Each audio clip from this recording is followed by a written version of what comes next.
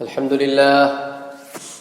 لله نستعينه ونستغفره ونؤمن به ونتوكل عليه ونعوذ بالله من شرور أنفسنا ومن سيئات أعمالنا فمن يهده الله فلا مضل له ومن يضلل فلا هادي له وأشهد أن لا إله إلا الله وأشهد أن محمدًا عبده ورسوله أرسله بالحق بشيرا ونذيرا اللهم صل على سيدنا محمد صلى الله عليه وسلم رب اشرح لي صدري ويسر لي أمري واحلل عقدة من لساني يفقهوا قولي ربنا زدنا علما ربنا زدنا علما ربنا زدنا علما. Inshallah, we're going to talk about a very different and unique topic today. The reason I have picked this topic because in a month we're going to be entering in the holy month of Ramadan. Ramadan is a month of rahmah, peace, and a month of hope. However, our daily life, the way we live our lives these days, it's sometimes hard to be positive, sometimes hard to focus.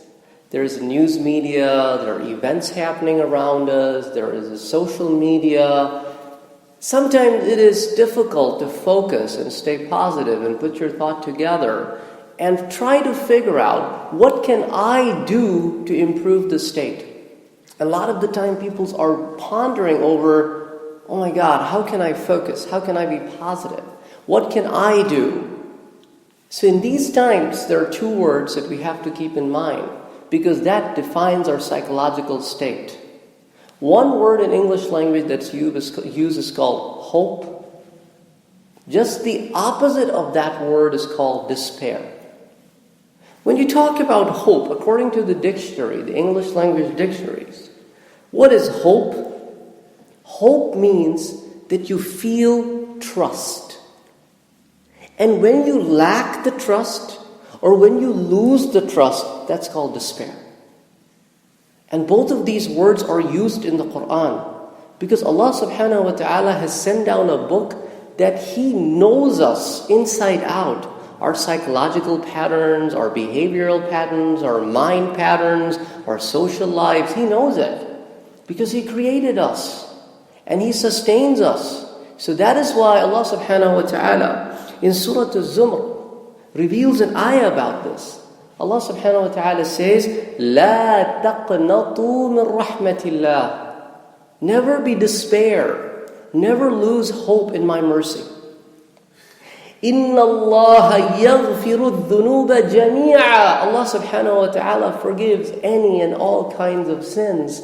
However, what you have to do, come to Him and ask for forgiveness. Humble yourself, because when you ask forgiveness, it basically humbles yourself. You don't go about asking everybody around and say, can you help me? Can you please, I'm sorry, I apologize. Because these words are used in our daily communication because they're humble. And for some people, they're so hard-headed, it is so difficult that when they commit a mistake, it is so hard for them to say sorry.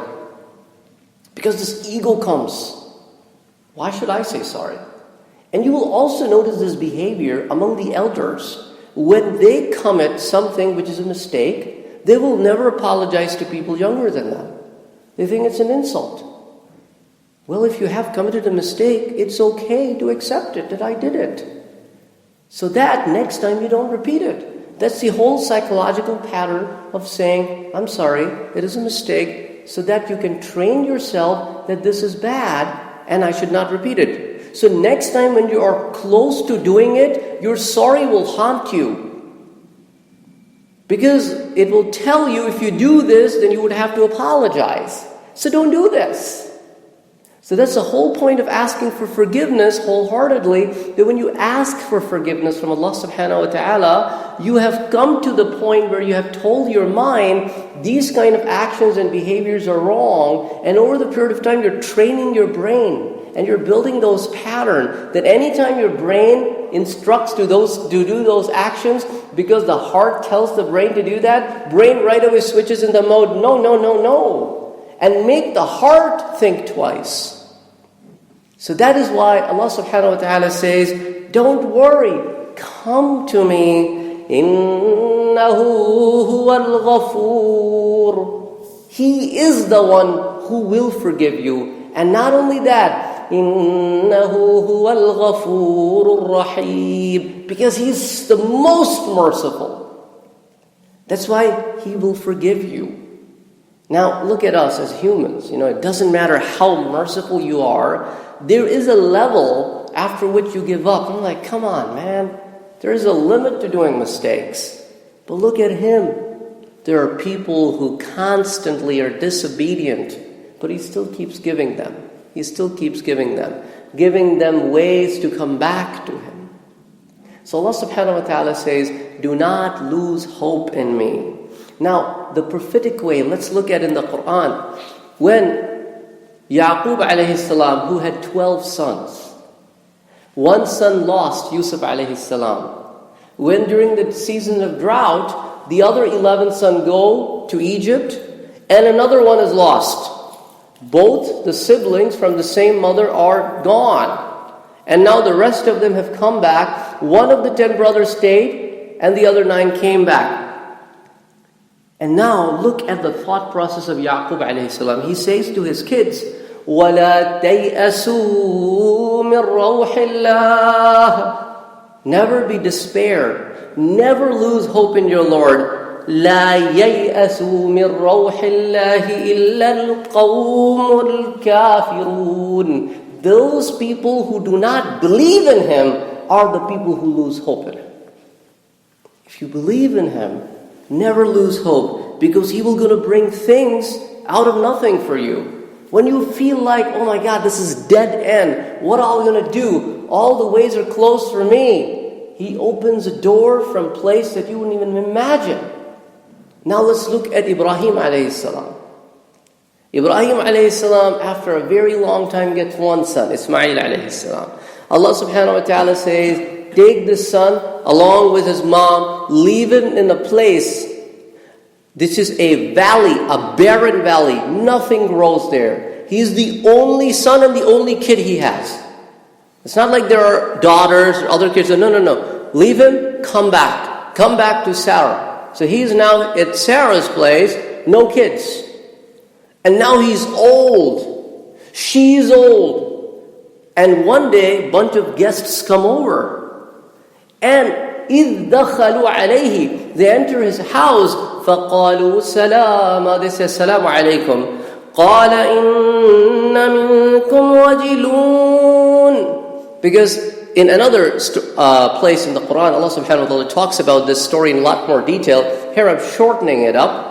That after a little while, Ibrahim alayhi salam did not feel comfortable around these people. So they said, قَالُوا لَا تَوْجَلْ, don't be fearful of it. إِنَّا نُبَشِّرُكَ بِغُلَامٍ. We have come over here to give you a tiding of a son, and not a normal son. بِغُلَامٍ عَلِيمٍ. He'll be a knowledgeable son. He will going to get divine knowledge. Means he will going to be a prophet. And then in another place, Allah subhanahu wa ta'ala is telling Ibrahim alayhi salam, the son I am giving you is Isaac, and after him his son will also be a prophet. So a grandfather is coming to know that he will have a son at this age when he is 90 years old who will be a prophet, and not only that, his son will also be a prophet. And Allah subhanahu wa ta'ala made another arrangement. Even his great-grandson was a prophet, Joseph. Ibrahim is prophet, Isaac is prophet, Jacob is prophet, Joseph is prophet. 4 generations of prophets, one after another in the same household. And what does Ibrahim say right away? قَالَ أَبَشَّرْتُمُونِي عَلَىٰ أَن مَسَّنِيَ الْكِبْرُ. You've come with this good tidings at this age? فَبِمَ تُبَشِّرُونَ. What are you talking? What kind of tidings? Is this a joke? Or it's so hard to understand at this age, a child from this woman who is 70 plus and I'm 90 plus. And look at the conversation that took place between the group of angels who came as human beings and Ibrahim alayhi salam. Angels right away says, قَالُوا بَشَّرْنَاكَ بِالْحَقِّ. We have come with the truth. فَلَا تَكُن مِّنَ الْقَانِطِينَ. Do not be among those people that who lose hope in their Lord.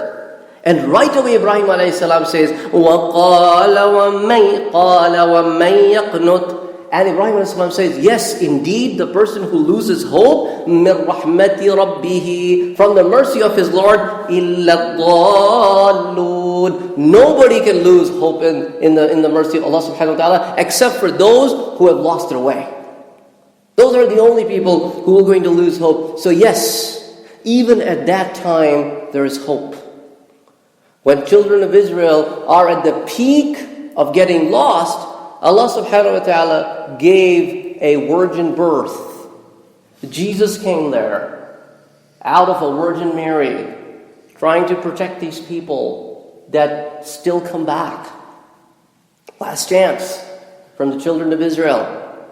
So Allah subhanahu wa ta'ala gives hopes. Now let's go to Surah Al-Talaq. Ayahs 2 and 3, Allah subhanahu wa ta'ala says, وَمَنْ يَتَّقِ اللَّهَ يَجْعَلْ لَهُ مَخْرَجًا. And whoever feels the presence of Allah subhanahu wa ta'ala in their hearts, just remember one thing, He will going to make ways for you. And He will.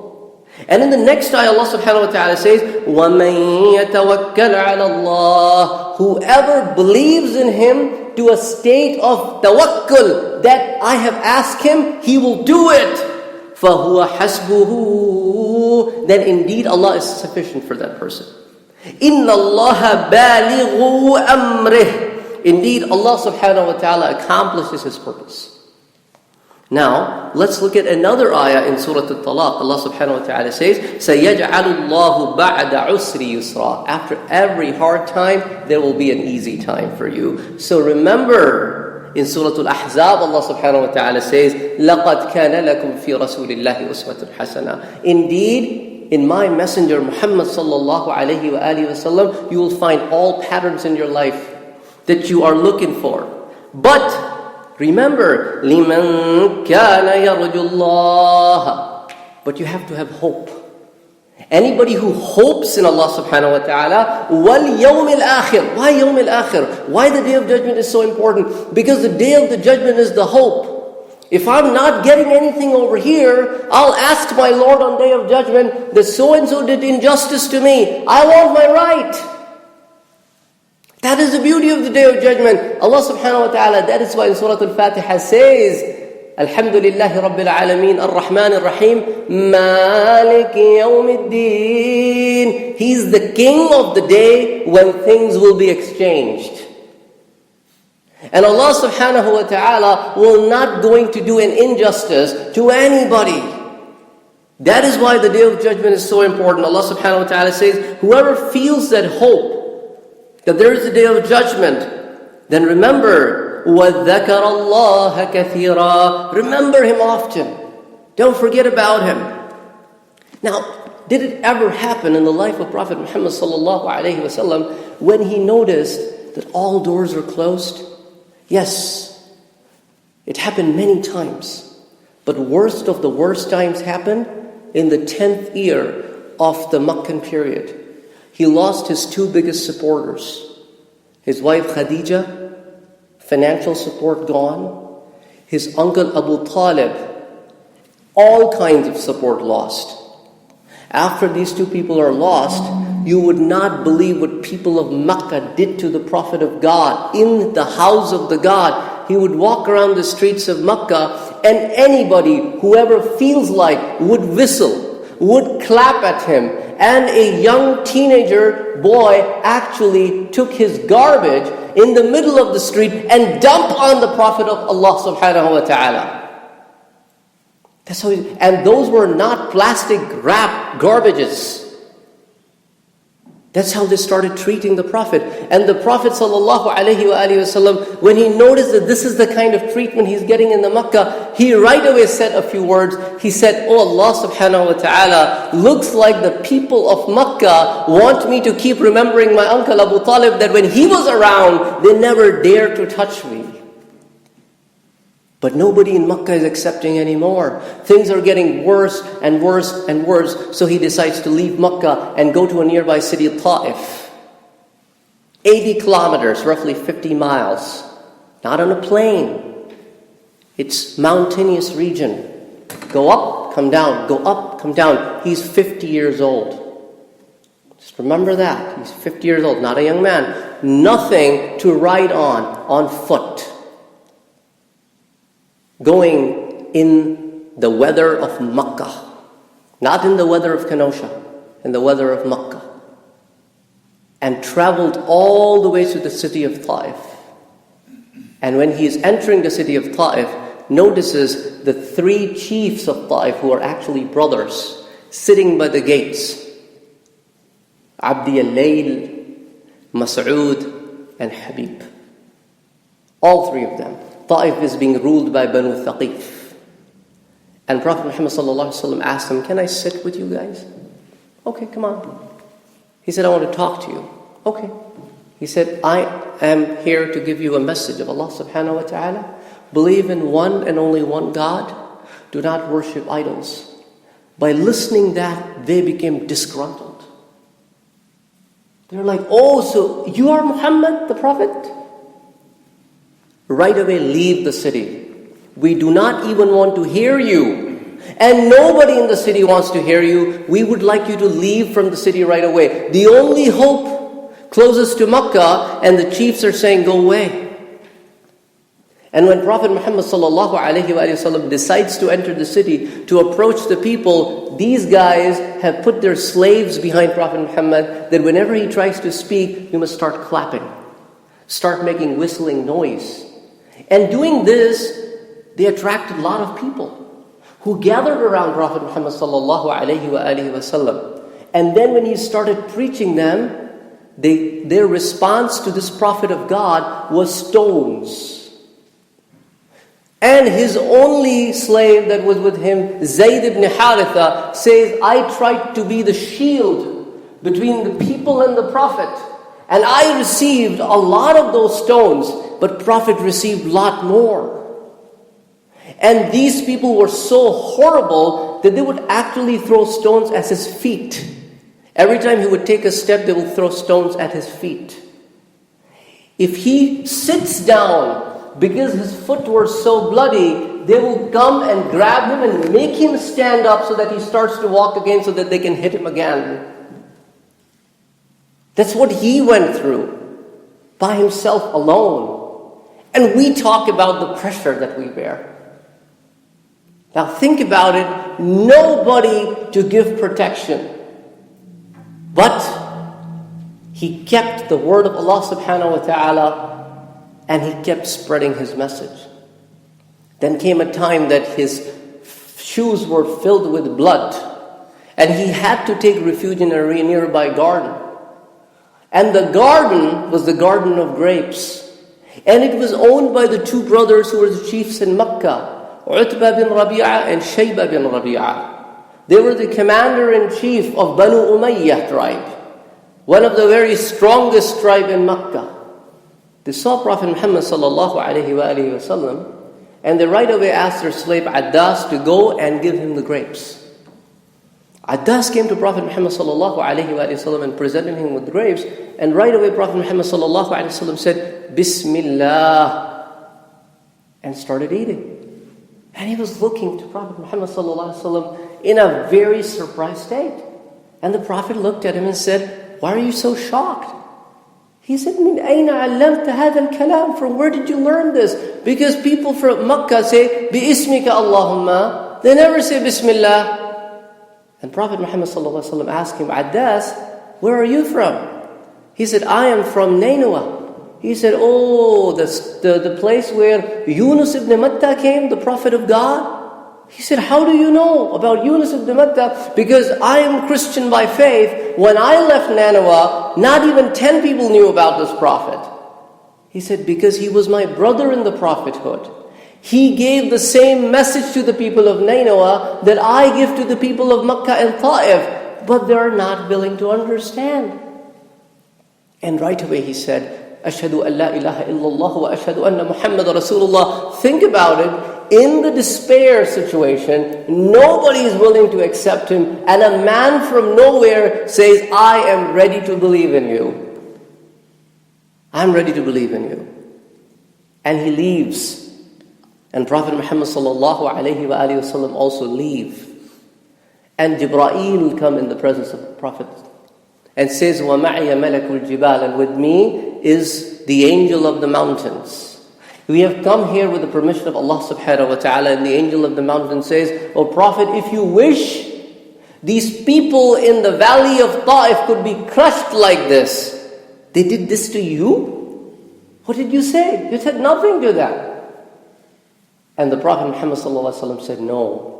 And he raised his hand towards his Lord and said, Allahumma ihdi qawmi fa innahum la ya'lamun. Oh Allah subhanahu wa ta'ala, guide my people. They don't know. They're not understanding. And the Malakul Jibal right away said, indeed you are the Prophet of mercy. They knew about him. It's not the first time they were seeing him or interacting with him or getting to know him. So in the matters of despair, when all doors are closed, humans are shutting their doors one by one, and the Prophet is outside the Makkah, and people of the Makkah are not letting him enter in his own city, that he had to sit there and write letters, send his slave out in the city of Makkah. Who will going to give me protection so I may come back to my own city? And that's the time when Allah subhanahu wa ta'ala opens another door for Prophet Muhammad sallallahu alayhi wa sallam. And Allah subhanahu wa ta'ala in Surah Ahqaf says, وَإِذْ صَرَفْنَا إِلَيْكَ نَفَرًا مِّنَ الْجِنِّ يَسْتَمِعُونَ الْقُرْآنَ. And we sent to you a bunch of jinns, a group of jinns. When you were reciting Quran, you didn't know that they were there. فَلَمَّا حَضَرُوهُ. When they went past you, they said to each other, shh, keep quiet. قَالُوا أَنصِتُوا. Shh, keep quiet. Why? This is beautiful. We have not heard anything like this after the book of Moses.